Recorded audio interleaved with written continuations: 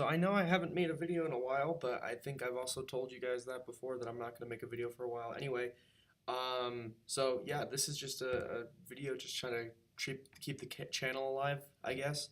It's going to be unedited just because I'm really lazy. Actually, maybe I'll edit it. Maybe I'll edit some things here and there. It'd be kind of funny, I guess. I don't know. We'll see.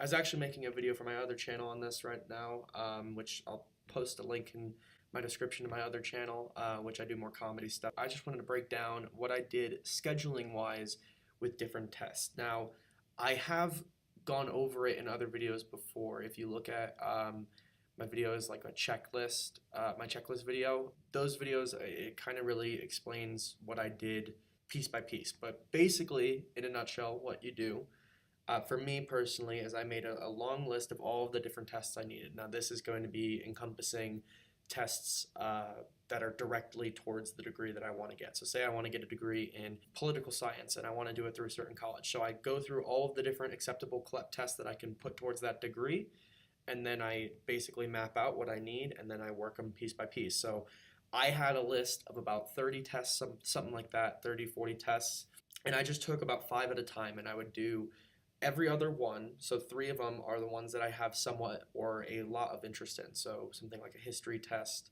for me personally, a history test, or psychology, or something kind of fascinating in that way. While the ones in between would be tests I don't like very much, a science-y course, or a course that I can't really know right off the top of my head. That way I have some variance and I have the ability to really work on new elements and stuff like that. But this is the basic schedule in which I would do it. And it would vary week to week. Don't make yourself follow a strict rule set schedule, but the way I do it is, for sure, for the 5 tests you have to have a block of period where you're going to be only focusing on those tests. But if you break down the 5 tests and you say, so you're starting now, you start early August, and you want to finish them by the end of September, okay?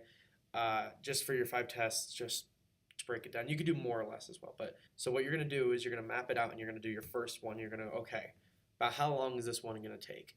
I always did it where each test would take me about a week. That was just the rule I kind of went by. And then if I needed more time, I could always just push that test out. So what I ended up doing is, so your first, third, and fifth test, like I said before, should be the easy ones. And then your second and fourth should be the ones that are going to be a little bit harder for you specifically. Do the first one, allocate yourself a week for that. So what you should be doing is Monday through Thursday, study, take the test Friday, then you can take Saturday, Sunday off, or you can take Saturday off, or you can take Sunday off. Now, if you also have like a work schedule thrown in there as well, just move it around. So you have to work on Wednesday and Monday, okay? So if you have to work those whole days, then just do it Tuesday, Thursday, Friday, and then take the test Saturday or something like that. Again, just find out what works specifically for you more than anybody else. Each week, take it piece by piece like that. However, this is how I mark it. On Thursday, every Thursday, I would take my CLEP book that I showed you guys, and I would take the practice exam. If I wasn't even in the range of 70%, so if I was nowhere near it, if I was at 50% or something like that, I would move the test until next Friday. And I wouldn't necessarily study on the weekends, but I would sometimes do a little bit here and there. But if I didn't feel ready, and most of it, let's be honest, it's going to be gut feeling. It's going to be how you feel about whether you're ready or not. Say the first test you do Monday through Friday, and you take it on Friday, you take the 2 days off, and then you get your second test. And for the second week, you're really thinking, you're like, oh, I'm not really ready for this. This is not going to be good for me. So just move that test until the Wednesday after or something like that, whatever after would be good. The day before the test, decide whether or not you're ready. So if you're taking the test on Wednesday, decide on the Tuesday by taking that test. And if you're nowhere near that passing range, or you're not very comfortable or anything like that, then don't take it. It's not a rush. You don't have to force yourself to do anything. My advice to actually studying and making sure that you're studying enough, best way to do this, literally just start doing it. Start doing it. And the second you start doing it, the easier it'll become. If you're taking one of the language exams for one of these 5 tests and you just started studying, it's going to be rough. I'm telling you that.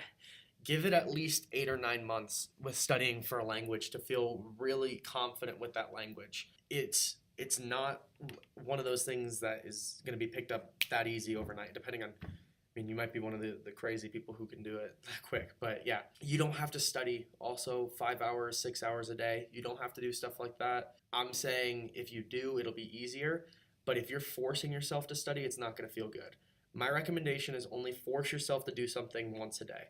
So, or with testing and stuff like that, you only have to force yourself to start. Okay, say I'm going to do it for at least 30 minutes. Don't say I'm going to do it for a 4 hour stretch. Just say 30 minutes. Okay, and if you're not by the 30 minutes like really feeling the subject or really feeling like you want to do it, then take a break. Your brain's not going to remember it if you're stressed out and you're not wanting to do it. If you're not feeling good about it, it's not going to work. As an overview, make sure you book up, just say 5 tests, 4s, 5, 6, something like that, whatever feels good for you.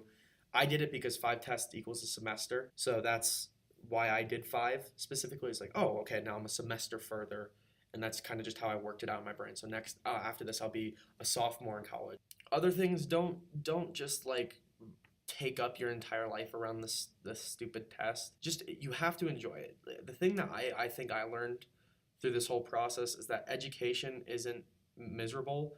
I barely showed up to class in high school. Like, that sounds terrible, but I really didn't like school in high school, especially senior year. I never went, and it I still got good grades and stuff like that just because I put in a little bit of effort, but not a ton. And I think with this, it's very different than being taught something, being educated on something, because you're supposed to just enjoy it. It's supposed to be just a fun experience that's unique and kind of new. And so go out there, learn. Right now, we live in an incredible age where you can get your information from so many places. And if you say, well, no, that's not true, that's a lie. Right now, I just want to put this in perspective. This is a free room I rented out at the library to film at, which has tons of books, tons of audiobooks, tons of documentaries, which I can just go learn pretty much any topic from absolutely for free.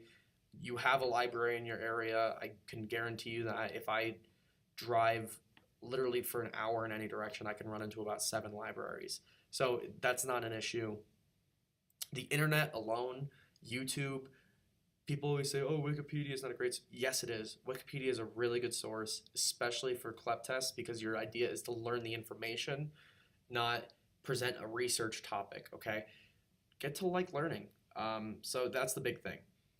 Like learning. If you don't like learning, you're going to stress yourself out and then you're going to end up not doing it at all. That's pretty much it when it comes to mapping out your schedule. Just don't rush anything, but also kind of plan what you kind of want done.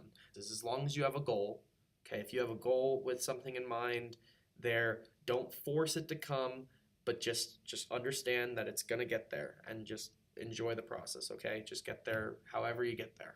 Enjoy it. Also, on this channel, I have not really been on here in the past couple months, but we went up to 600 subscribers from 500, which is kind of cool for not doing any work, getting 100 subscribers.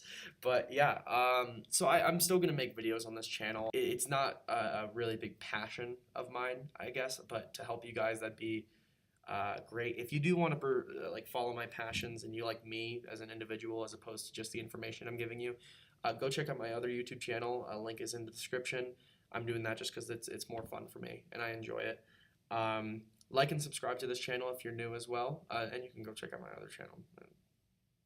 No big deal at all. Yeah, and so I hope you guys enjoyed this video, and I will see you all very soon. Or not very soon, but soon enough. Bye.